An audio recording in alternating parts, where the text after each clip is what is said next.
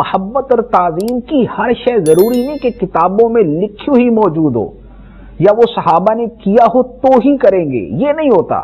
محبت اور تعظیم وہ شے ہے کہ زمانے کے اعتبار سے جو چیز ادب، تعظیم اور محبت میں آتی ہے، آقا کریم علیہ الصلوۃ والسلام کے لیے اسی کا کرنا جائز ہے۔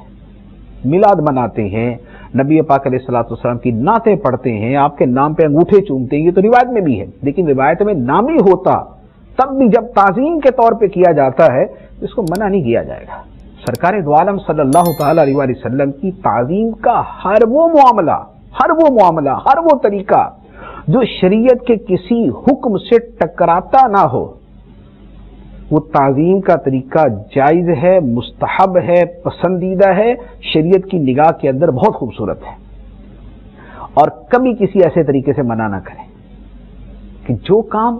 آقا کریم علیہ السلام کی محبت اور تعظیم میں کیا جا رہا ہے، جیسے کہ 12ویں شریف کا مہینہ آتا ہے، ربیع الاول کا مہینہ آتا ہے، تو گھروں پہ چراغاں کیا جاتا ہے، روشنی کی جاتی ہے، لائٹنگ کی جاتی ہے، تو اس پہ یہ نہیں ہونا چاہیے کہ جناب یہ کہاں سے ثابت ہے، لا حول ولا قوت الا باللہ۔ بھئی نبی پاک علیہ الصلوۃ والسلام کی محبت میں ہو رہا ہے، یہ سرکار کی تعظیم میں ہو رہا ہے، اس کے لیے کوئی لکھا ہوا نہیں چاہیے کہ فلاں جگہ لکھا ہوا تو کرنا ہے۔ یہ تو محبت اور تعظیم کے کام ہیں، وہ تو جس کے دل میں جیسی ہوگی وہ کرے گا۔